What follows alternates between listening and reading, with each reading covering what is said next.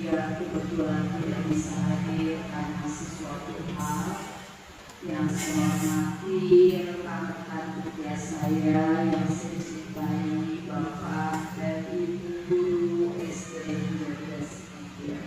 Sebagai salah satu langkah penghijauan guna mengurangi polusi udara yang dihasilkan dari asap kendaraan motor.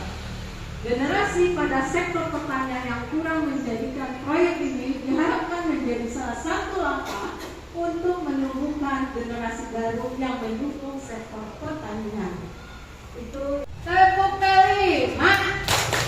Project penguatan profil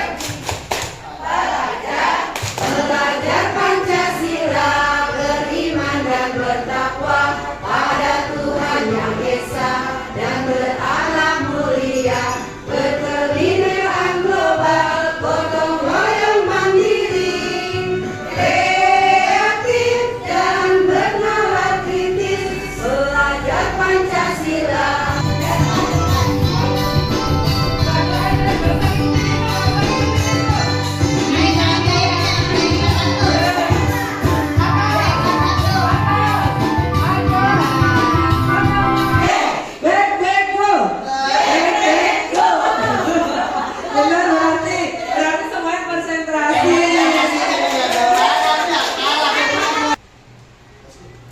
Terkadang kita kesusahan.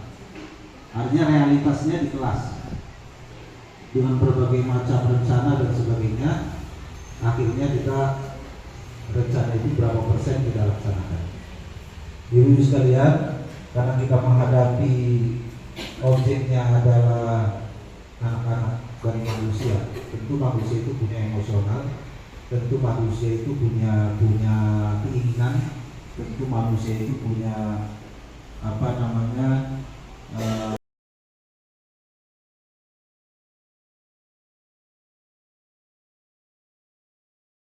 Pengajar kelas 1 untuk ilmu pengetahuan saya nomor 2. Bagi saya yang terpenting adalah anak-anak bahagia datang ke sekolah dulu, kenal dengan kita dulu, gurunya, sayang dengan gurunya. Kalau sudah sayang dan sudah dengan gurunya cinta, biasanya mereka itu akan mengikuti apa yang guru sampaikan, Bu. Dan tentunya kalau sudah cinta, apa yang dilakukan pun semuanya indah. Pastinya dia akan ke sekolah tanpa harus disuruh atau dikejar-kejar lagi oleh orang tuanya.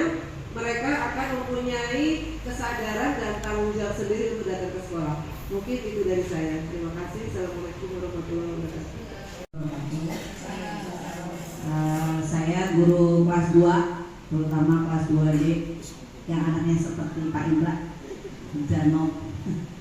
Motivasi saya ke sekolah, motivasi saya buat anak-anak saya cuma sampaikan ke anak-anak saya, dari rumah ke sekolah harus senang, ketemu sama teman di sekolah pun harus senang, belajar apapun harus senang. Udah itu aja, Bu. Iya. Dari rumah ke sekolah apapun senang, itu gitu aja. Saya pribadi, motivasi saya terhadap siswa, yaitu saya ingin anak didik saya itu berubah karakternya, karena karakter itu adalah modal utama untuk anak itu mencapai cita-citanya nanti kelak, terutama di akhlak. Karena anak sekarang rata-rata sopan santunnya masih kurang, etikanya masih kurang. Jadi karakter anak yang lebih diprioritaskan. Untuk materi atau pelajaran itu nanti bisa disisitin lah, bisa kita mengikuti. Karena bagaimanapun karakter adalah modal utama anak itu berubah atau tidaknya ke depannya. Seperti itu, Bu, untuk masa depan anak tersebut. Terima kasih. Atas kesempatannya. Kalau untuk saya pribadi, motivasi anak-anak supaya motivasi kepada anak-anak supaya anak-anak itu mau sekolah, saya berusaha anak-anak supaya mencintai gurunya dulu, karena dia dengan mencintai gurunya, menyukai gurunya, insya Allah anak itu tidak akan takut untuk berangkat ke sekolah, tidak akan takut untuk masuk ke kelas, dan dia akan merasakan happy ketika berada di kelas dengan gurunya. Setelah itu tentu kita berikan lagi motivasi-motivasi yang lain untuk dia tambah semangat, seperti belajar, lanjutkan dengan permainan, dan kadang sedikit ada benar tapi bukan saat belajar. Begitu barangkali. Terima kasih. Di kami kelas 5 mungkin lebih cenderung sama seperti kebanyakan guru ya Bu ya. Kita bentuk karakter siswa dengan harapan agar kedepannya mereka menjadi murid yang lebih baik.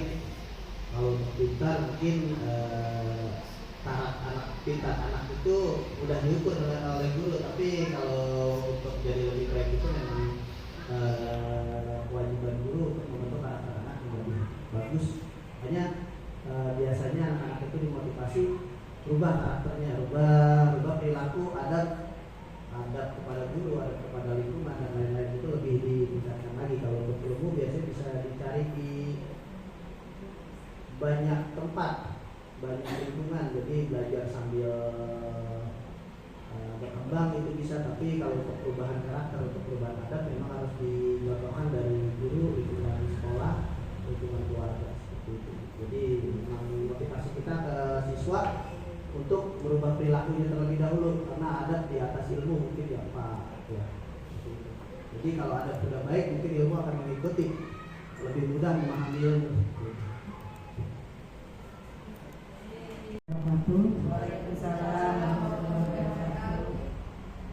Kalau saya sebagai guru, yang pertama kali saya lakukan ketika mereka bertemu dengan saya mengajak mereka untuk ayo kenal dengan guru kelasnya, ayo mengenali wali kelasnya, menyenangi wali kelasnya, supaya mereka nyaman belajar dengan kita.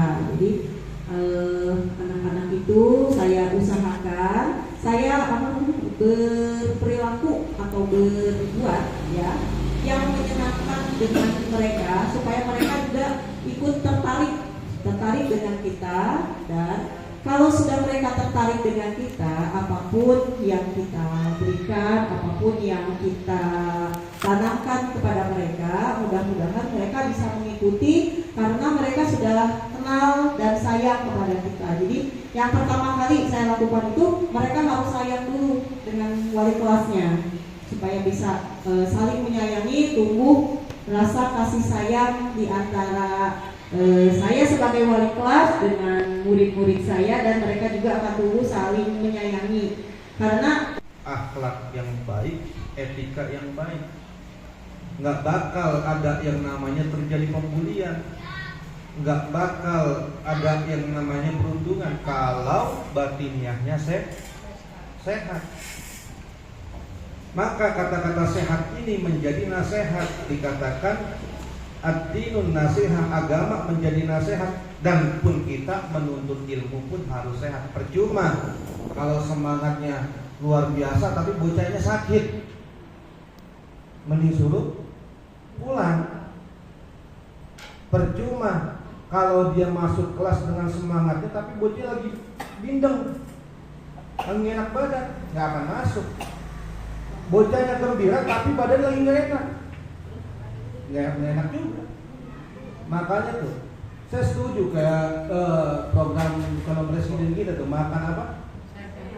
Makan sehat. Nah itu sebenarnya menjadi bukan kita sanjungin, enggak, tetapi emang menjadi tolak ukur kesehatan itu luar biasa bagi diri seorang murid.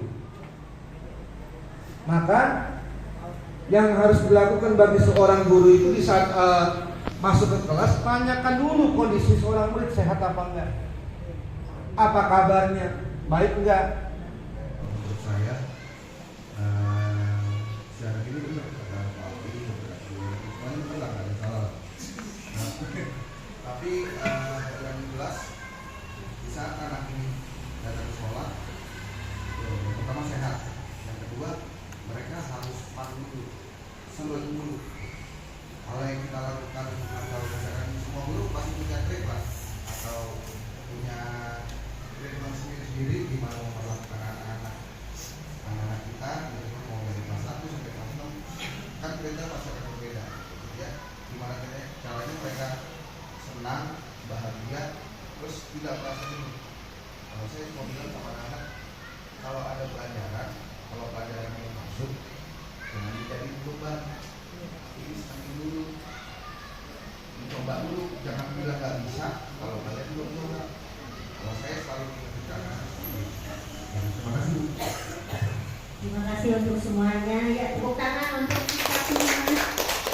Terima kasih kepada Bapak dan Ibu yang sudah memberikan jawabannya tentang bagaimana kita memotivasi anak agar anak mau belajar. Semua jawaban benar, jawaban yang lebih benar dan benar, pokoknya benar, semua benar. Ya, nah alhamdulillah berarti saya sudah mendengar jawaban daripada Bapak dan Ibu dan mudah-mudahan semoga ini digunakan atau dipraktekkan di kelas, jangan hanya sebagai ucapan saja, agar anak-anak kita bisa berhasil dalam menjalankan dalam pembelajaran. Jadi setelah saya dengar jawaban daripada Bapak Ibu benar semua juga, dan ternyata Bapak-Bapak juga paham, ngerti, cuman ya sekarang kita tinggal mempraktekannya bagaimana dengan ini, dengan apa yang sudah kita ketahui apa dan bagaimana dan harus apa, harus seperti apa kita menghadapi anak. Tentunya anak itu kan mempunyai fase-fase dari kelas 1, 2, 3 ternyata 1 tahun untuk itu berbeda. Kelas 1, 2, 3 harus begitu, kelas 4, 5, 6 harus begitu. Jadi semuanya sangat benar dan semoga saja apa yang Bapak dan Ibu bahas, kemukakan nanti akan dipraktekkan di kelas sehingga anak-anak kita mau belajar dengan baik dan kita mempunyai anak-anak yang dapat yang berprestasi dari apa yang sudah kita rencanakan, dari apa yang sudah Bapak dan Ibu juga. Terima kasih atas semuanya. Saya bersyukur bahwa semua Bapak dan Ibu paham apa dan harus bagaimana menghadapi anak.